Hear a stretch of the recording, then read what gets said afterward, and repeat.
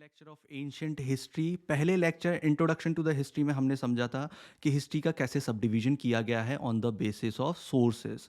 On the basis of sources history का कैसे sub division किया गया है, ठीक है। तो pre historic period, proto historic period और हिस्टोरिक पीरियड। इस लेक्चर में हम जानेंगे प्री हिस्ट्री के बारे में, प्री हिस्टोरिक पीरियड के बारे में। मेरा नाम है शुभम वशिष्ठ और इस लेक्चर की पीडीएफ आपको मिल जाएगी मेरे Telegram channel Shubham Vashishtha history पर। So let's begin the journey. Prehistory, prehistory के बारे में देख लेते हैं। प्री हिस्ट्री को स्टोन एज भी कहा जाता है क्योंकि यहाँ पे स्टोन टूल्स यूज़ किए जा रहे हैं, ठीक है। तो इसको तीन कैटेगरीज में डिवाइड किया गया है। पैलेलिथिक पीरियड जो कि 500,000 से 10,000 बीसी तक है, मिजोलिथिक पीरियड जो 10,000 से 6,000 बीसी तक है, और नियोलिथिक पीरियड जो 6,000 से 1,000 बीसी तक है। इसको तीन पार्ट में डिवाइड किया गया है प्री हिस्टोरिक फेज को, ओके। तो रॉबर्ट ब्रूस फुट को बोला जाता है the founder of the study of the pre history of India. Pre history का फादर भी बोला जाता है किसको? रॉबर्ट ब्रूस फुट को। रॉबर्ट ब्रूस फुट को बोला जाता है the father of prehistory of India. सबसे पहले हम देखेंगे पैलेलिथिक फेज को। तो पैलेलिथिक फेज क्योंकि इतना बड़ा है कि 500,000 से लेके 10,000 बीसी तक है, ओके। तो इतना बड़ा है ये, तो इसको हम तीन फेजेस में फर्दर सब डिवाइड करते हैं। वो है lower palaeolithic age, middle palaeolithic age और अपर पैलेलिथिक एज। इसको किस बेसिस पे हमने सब डिवीजन किया है? तो जो चेंजेस आ रहे हैं एनवायरनमेंट में उसके अकॉर्डिंग इनके टूल्स चेंज हो रहे थे, ठीक है। तो टूल्स चेंज हो रहे थे, उसके अकॉर्डिंग ही हमने इनको डिवाइड कर दिया है। और वो हमें कैसे पता चला है कि हमने लोअर मिडिल अपर ही क्यों उनका नाम रखा है? क्यों? क्योंकि इसमें क्या है कि इसका पूरा इंफॉर्मेशन हमें आर्कियोलॉजिकल सोर्सेज से मिला है। तो आर्कियोलॉजिकल सोर्सेज को क्या किया जाता है? एक्सकेवेट किया जाता है, खोद के निकाला जाता है। तो जैसे अपर वाली लेयर होगी वो सबसे रिसेंट होगी, उससे पुरानी मिडिल लेयर होगी, उससे सबसे पुरानी क्या होगी? लोअर लेयर होगी, ठीक है। तो एक्सकेवेशन जब हम करते हैं तो उसी के बेसिस पे हमने इसको रिकंस्ट्रक्ट किया है, ऑब्वियसली आर्कियोलॉजिकल सोर्सेज के बेसिस पे। तो lower palaeolithic age, middle palaeolithic age and upper palaeolithic age, इसमें डिवाइड किया है हमने किसको? पैलेलिथिक एज को। सबसे पहले हम देख लेते हैं कि लोअर पैलेलिथिक एज में क्या क्या है। तो लोअर पैलेलिथिक एज में जो एनवायरनमेंट उस समय है, जियोलॉजिकल एज चल रही है, वो लोअर प्लेस्टोसीन एज चल रही है। और यहाँ पर लोग कैसे रह रहे हैं? हंटिंग एंड गैदरिंग करके रह रहे हैं। टूल्स क्या यूज हो रहे हैं? पेबल्स, कोर टूल्स यूज हो रहे हैं। कोल मतलब कि जो कोर है, यानी कि जो इनसाइड ऑफ द रॉक है, जो हार्ड पार्ट है, उसको यूज़ किया जा रहा है। बाहर के ऊपर को पत्थर से पत्थर मार के हटाकर, उनको फ्लेक्स के थ्रू हटाकर, और जो कोर है वो यूज़ किया जा रहा है। और इसमें कौन से टूल्स यूज़ किए गए हैं? लोअर पैलेलिथिक एज में hand axes, cleavers and choppers. इनका काम क्या था कोर टूल्स का, hand axes, cleavers and choppers का? वो था पाउंडिंग एंड क्रशिंग, अपने शिकार को मारने के लिए यूज़ करते थे ये, ठीक है।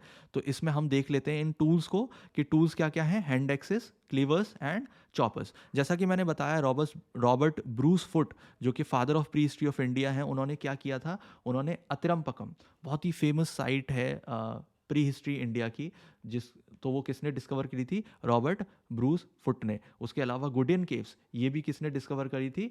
रॉबर्ट ब्रूस फुट ने, ठीक है। तो बाकी लोअर पैलेलिथिक साइट्स हम एक बार देख लेते हैं। लोअर पैलेलिथिक साइट उसके अलावा कौन सी है? जैसे मालप्रभा घाटप्रभा वैली कर्नाटका में है, ठीक है। यहाँ पे बहुत ज़्यादा नंबर ऑफ हैंड एक्सेस मिले हैं।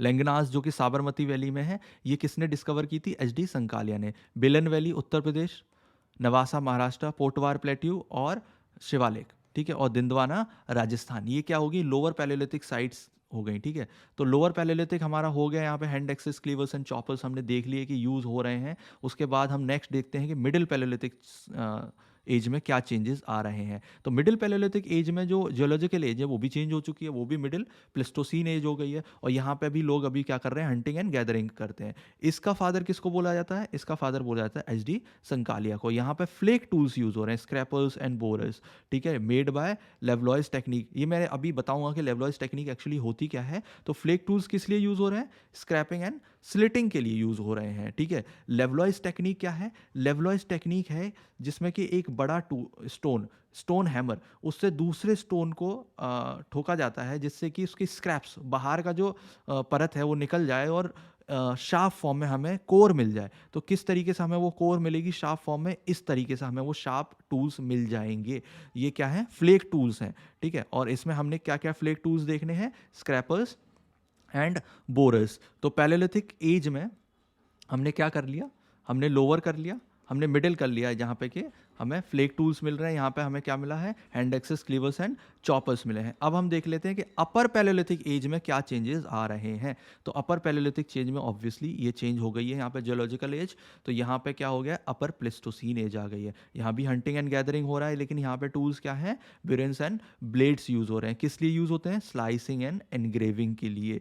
तो ब्यूरेंस क्या है, ये हैं आपके ब्यूरेंस, ठीक है। और ब्लेड्स, ये हैं ब्लेड्स। जैसे गैंग्स ऑफ वसेपुर में परपेंडिकुलर अपने मुंह में ब्लेड रखता था, वो स्टील का था, लेकिन यहाँ पे भी हो सकता है कोई परपेंडिकुलर रहा हो जो स्टोन टूल्स यूज़ कर रहा हो। तो ब्लेड्स क्या है, स्टोन के यहाँ पे यूज़ किए जा रहे हैं। तो हमने क्या देखा है, अपर पैलेयोलिथिक साइट्स देख लेते हैं। टूल्स हमने देख लिए, साइट देख लेते हैं। सबसे इंपॉर्टेंट साइट अपर पैलेयोलिथिक साइट जो है वो है भीमबेटका। भीमबेटका के बारे में डायरेक्ट क्वेश्चन पूछ लिया जाता है कि किसने डिस्कवर की थी। तो WS वाकांकर ने ये डिस्कवर की थी भीमबेटका। और उसके अलावा बेलन valley Uttar Pradesh, Sohan valley Pakistan, Kurnool caves Andhra Pradesh और नवासा महाराष्ट्र है।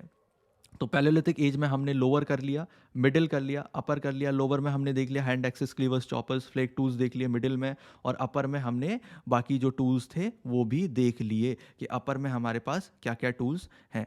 अब हम आते हैं कि प्री हिस्ट्री को हमने किस में डिवाइड किया था, पैलेयोलिथिक। पैलेयोलिथिक को हमने 3 सब कैटेगरीज में डिवाइड करके कर लिया है, लोअर, मिडिल, अपर। अब हम देखते हैं कि मीजोलिथिक पीरियड में क्या चेंजेस आए हैं, जो कि 10,000 से 6,000 BCE तक है। इस समय जो जियोलॉजिकल एज है वो ऑल टुगेदर चेंज हो चुकी है। यहाँ पे होलोसीन आ गया है, ठीक है, होलोसीन एज आ गया है। यहाँ पे टूल्स जो यूज़ किए जा रहे हैं वो माइक्रो मतलब छोटे, और लिथ्स मतलब स्टोन। तो छोटे स्टोन टूल्स यूज़ किए जा रहे हैं। यहाँ पे हंटिंग गैदरिंग है, और ऑब्वियसली क्योंकि क्या हो रहा है कि माइक्रोलिथ्स क्यों यूज़ हो रहे हैं कि यहाँ पे आइस जो है वो मेल्ट होना शुरू हो गई है, उन्हें छोटे छोटे एनिमल्स मिल रहे हैं। तो उनको हंट करने के लिए ये क्या यूज़ कर रहे हैं, ये माइक्रोलिथ्स का यूज़ कर रहे हैं। और फिशिंग भी यहाँ पे शुरू हो गई है। और थोड़े बहुत इंस्टेंसेस लेटर फेज में मेसोलिथिक के हमें क्या देखने को मिल जाते हैं, एनिमल डोमेस्टिकेशन के एग्जांपल्स भी देखने को मिल जाते हैं। एक बार माइक्रोलिथ्स को देख लेते हैं कि माइक्रोलिथ्स कैसे हैं, इसके टूल्स जो यूज़ हो रहे हैं। ये देखिए, ये फिंगर है, तो ये फिंगर के ऊपर रखे हो तो ये कितने छोटे हैं आप देख सकते हैं, ठीक है। तो ये माइक्रोलिथ्स यूज़ हो रहे हैं। मेसोलिथिक की साइट्स देख लेते हैं। तो बगौर राजस्थान में, चौपानी मांडो बेलन वैली, ठीक है, सराय नहर राय, महादहा, दमदमा और लेखाकिया, ये क्या है, मेसोलिथिक की साइट्स हैं। तो प्री हिस्टोरिक, ठीक है, प्री हिस्टोरिक फेज में हमने पैलेयोलिथिक कर लिया है, ठीक है, और मीजोलिथिक भी कर लिया, जिसमें हमने अभी देखा कि माइक्रोलिथ्स यूज़ हो रहे हैं। सबसे इंपॉर्टेंट नियोलिथिक पीरियड, इसमें क्या चेंजेस आए हैं ये हम एक बार देख लेते हैं कि नियोलिथिक इंपॉर्टेंट इतना क्यों है। तो नियोलिथिक को जो है वो 6,000 से 1,000 BCE तक, इसे गॉर्डन चाइल्ड ने क्या बोला था, नियोलिथिक रिवोल्यूशन है। ये सिर्फ एक चेंज नहीं है, ये क्या है, रिवोल्यूशन है। इसको हम समझेंगे कि रिवोल्यूशन क्यों बोला है। तो सबसे पहले हम देख लेते हैं यहाँ पे जो टूल्स यूज़ हो रहे हैं वो पॉलिश टूल्स यूज़ हो रहे हैं, यानी कि टूल्स को बहुत ज़्यादा पॉलिश कर दिया गया है। यहाँ पे क्या हो गया स्टार्ट, एग्रीकल्चर स्टार्ट हो गया है, एनिमल डोमेस्टिकेशन स्टार्ट हो गया है। हंटिंग गैदरिंग है, लेकिन हमारा फोकस किस पे रहेगा कि चेंजेस क्या आए हैं उस पर रहेगा। तो एग्रीकल्चर और एनिमल डोमेस्टिकेशन पर रहेगा। तो सबसे पहले ये देखते हैं कि वाई, क्यों बोला है गॉर्डन चाइल्ड ने इसे रिवोल्यूशन। अच्छा, रिवोल्यूशन होता क्या है, रिवोल्यूशन होता है कि किसी भी टाइम पीरियड में हिस्ट्री में जो चेंजेस आए हों उनका इफेक्ट आज तक हम कंटेम्प्रेरी टाइप तक फील कर रहे हो, तो वो उसे रिवोल्यूशन बोला जाएगा, ठीक है। बहुत सारे रिवोल्यूशन हुए हैं, French revolution, Chinese revolution, Russian revolution, ठीक है। तो ये सारे रिवोल्यूशन जिनका चेंज आज भी हम देखने को अपने सोसाइटी में फील करते हैं, उनका इफेक्ट कि उनका चेंज कुछ आया था। तो नियोलिथिक का ऐसा क्या चेंज था जो आज तक हम फील करते हैं, वो है domestication of animals. Domesticate animal आज भी हम लोग करते हैं, for meet, for milk, for all other purpose. Emotional needs के भी लोग बहुत ज़्यादा करते हैं, ठीक है। तो earliest evidence of domestication of animal कहाँ मिला है हमें, आदमगढ़ एंड बगौर में, राजस्थान में, ठीक है। उसके बाद एग्रीकल्चर प्रैक्टिस भी शुरू हो गई। तो सबसे पुराना एग्रीकल्चर साइट कहाँ मिला है, मेहरगढ़ बलूचिस्तान में। फायर भी डिस्कवर हो गई थी इस टाइम पीरियड के अराउंड। तो डोमेस्टिकेशन ऑफ एनिमल, एग्रीकल्चर और फायर बहुत इंपॉर्टेंट है, क्योंकि आज भी हम इनके इफेक्ट देखते हैं। तो इसीलिए इसे गॉर्डन चाइल्ड ने क्या बोला है, नियोलिथिक रेवोल्यूशन बोला है। नियोलिथिक साइट्स एक बार देख लेते हैं। तो सबसे पहले मेहरगढ़, जैसा मैंने बताया कि अर्लीस्ट एग्जाम्पल मिला है किस, एग्रीकल्चर का, लेकिन यही एक साइट है जो सबसे पुरानी, यानी कि यहाँ पे नियोलिथिक चेंजेस बहुत ज़्यादा पहले शुरू हो गए थे, 7,000 BCE में शुरू हो गए हैं। विंध्या सेटलमेंट में, BCE मतलब बिफोर कॉमन एरा। देखिए BC और BCE में कंफ्यूज ना होना, BC बिफोर क्राइस्ट है और BCE बिफोर कॉमन एरा है। सिर्फ टर्मिनोलॉजी ही डिफरेंट है और टाइम पीरियड बिल्कुल सेम है, ठीक है। तो विंध्या सेटलमेंट क्या है? विंध्या सेटलमेंट में हमें 5000 के अराउंड ये चेंजेस देखने को मिल जाते हैं, और साउथ इंडिया में 2500 में, और ईस्टर्न इंडिया में एज लेट एज 1000 BCE पे ये चेंजेस इंट्रोड्यूस होते हैं, ठीक है। न्योलिथिक चेंजेस जो थे वो इंट्रोड्यूस हो सकते हैं। और हम देख लेते हैं न्योलिथिक साइट्स के बारे में कि कश्मीर में जो न्योलिथिक साइट्स हैं उनमें क्या डिफरेंट है। उनमें डिफरेंट है ड्वेलिंग पिट्स। ड्वेलिंग पिट्स मतलब वो गड्ढा खोद कर उसमें रह रहे थे, ठीक है। ठंड है, अपने बचाव के लिए जो यूज़ कर सकते हैं वो किया गया है।